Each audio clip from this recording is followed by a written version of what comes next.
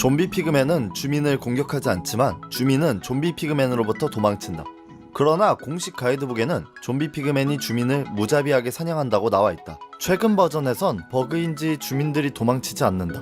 네더라이트 장비와 무기는 용암에 떠오른다. 사실 네더라이트와 관련된 아이템들은 다 용암에 안 녹는다.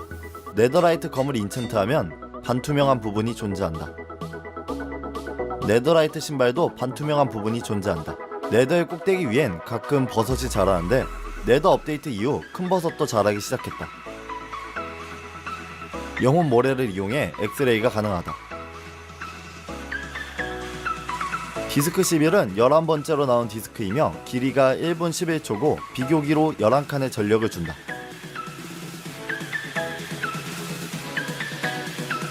포글린은 네더 고유몹 중 유일하게 용암의 데미지를 입는다.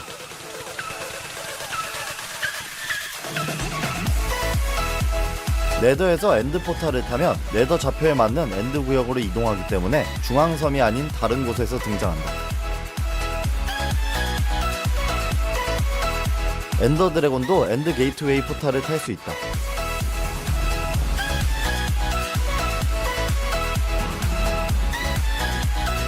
섬 중앙에 있는 엔드 게이트웨이 포탈은 중앙섬의 어딘가로 보낼 뿐 엔드시티로 보내지 않는다.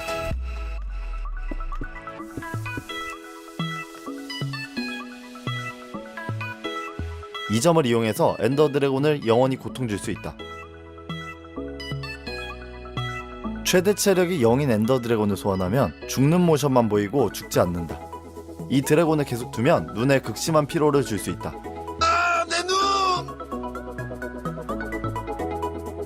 아, 내 눈! 엔드에서도 습격이 온다.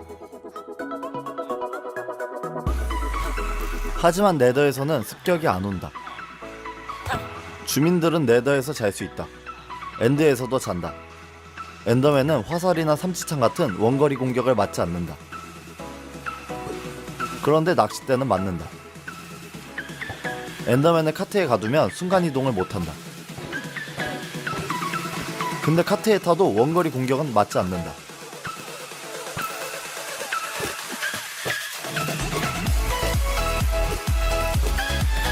참고로 엔더맨을 카트에 가두는 것은 공식 가이드북 팁이다. 추가로 침대로 엔더 드래곤을 잡는 것도 공식 팁이다. 모험 모드에선 블록을 파괴할 수 없지만 작물을 밟아서 부술 수 있다. 서바이벌에서 블록을 캐다 모험 모드로 바꾸면 금간 블록을 제작할 수 있다.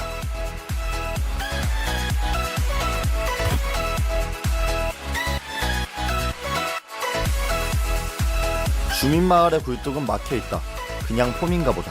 오글린의 머리카락 중 하나는 오른쪽에서 보면 빨간색, 왼쪽에서 보면 녹색이다. 엔더맨을 위에서 보면 눈동자가 사라진다. 가디언의 눈동자는 사실 머리다. 가디언은 플레이어가 투명 상태든 관전 상태든 바라본다. 또한 AI가 없어도 플레이어를 바라본다. 아기 좀비 피그맨은 뼛속에 피부가 있다. 평범하게 소환된 아기 좀비 피그맨은 황금검을 들고 있지만 좀비 피그맨에게 스폰에그를 사용하면 아무것도 안 들고 스폰된다. 주민을 기본 리소스 팩으로 보면 초록 모자를 쓰고 있다. 좀비 주민을 기본 리소스 팩으로 보면 팔이 잘려있다. 요새에는 감옥이 있다. 광산수레가 굴러감 자막이 보이면 주변에 폐광이 있다. 가스트의 화염구는 블록이 없다면 무한대로 날아간다.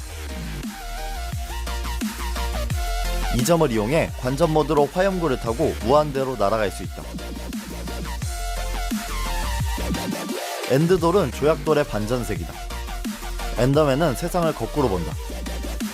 그래서 엔더맨에겐 엔드돌이 조약돌처럼 보인다. 크리퍼는 세상을 초록색으로 본다.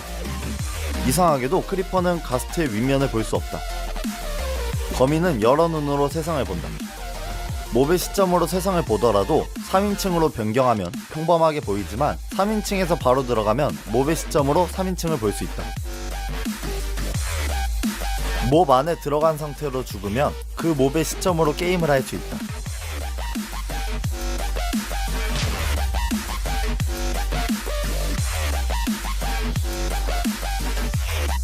오징어는 다리가 8개고 모습도 문어같이 생겼다. 사실 문어가 맞지만 번역 오류로 오징어가 되었다.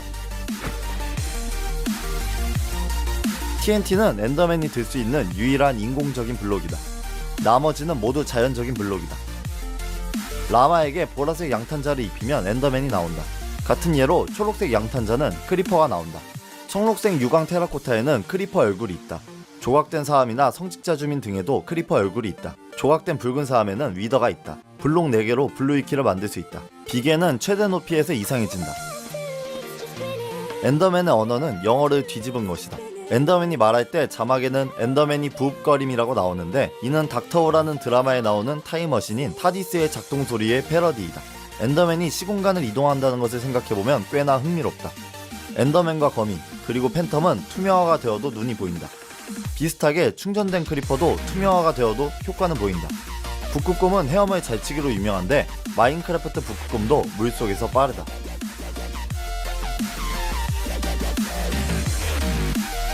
빠른 것도 빠른 거지만 물 위에서 때리면 미끄러지며 멀리 간다.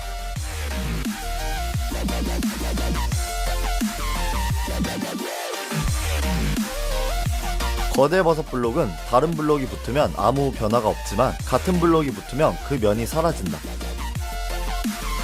갈색 버섯과 빨간 버섯이 붙을 때는 아무 변화도 없다. 아이템이 하나만 있어도 마우스 휠을 누른 상태로 드래그하면 부자가 될 수 있다. 근데 보이기만 할 뿐 사실 환상이다. 오실록과 고양이는 낙하 데미지를 받지 않는다. 닭과 철골렘도 받지 않는다. 철골렘은 무거워서 물속에 가라앉는다.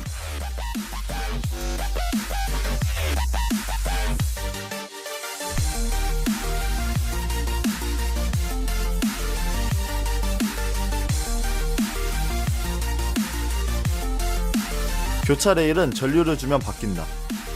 가디언은 신음소리를 낸다. 플레이어의 키는 약 180cm다. 플레이어는 좀비나 스켈레톤보다 약간 작다. 크리퍼는 플레이어보다 작다. 사막마을엔 가끔 바다 피클이 있는데 컵을 표현한 것 같다. 이글루 중 가끔 지하가 숨겨진 이글루가 있다. 이글루 지하실에는 항상 나약함의 포션과 황금사과가 있다.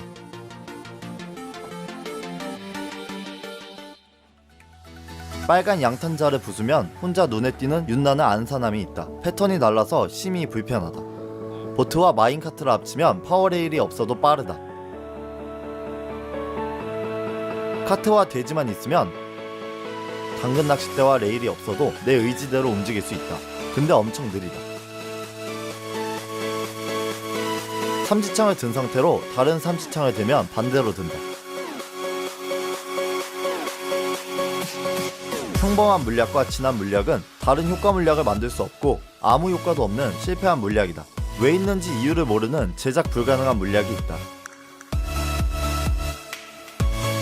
참나무 반블록과 똑같이 생긴 규화한 참나무 반블록이 있다. 규화한 참나무 반블록은 야생에서 절대로 얻을 수 없으며 명령어나 크리에이티브로만 얻을 수 있다. 불에 안 탄다는 특징이 있다. 랜턴은 약간씩 움직이는 애니메이션이 있지만 영혼의 불 랜턴은 안 움직인다. 자고 있던 여우는 주변에 갑옷 거치대가 생기면 잠에서 깬다. 후렴가는 음식인데도 식료품이 아닌 기타 탭에 있다. 무늬에 표지판을 올릴 수 있다. 위더 스켈레톤은 활을 들면 불화살을 쏜다.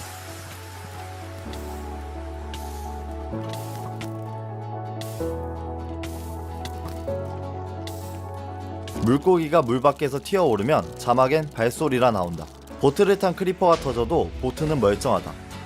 하지만 보트를 안 탄 크리퍼가 터지면 보트는 증발한다.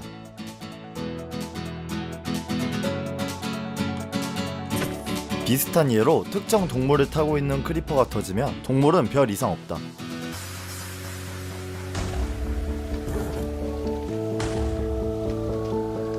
블루이키 돼지 영상에는 좀비 피글린이 나오지만 이 영상은 좀비 피그맨이 바뀐다는 공식 발표가 나오기 전에 올라갔다. 맵을 새로 만들자마자 크리에이티브 모드에서 활을 들면 화살이 안 보이는 현상이 있습니다.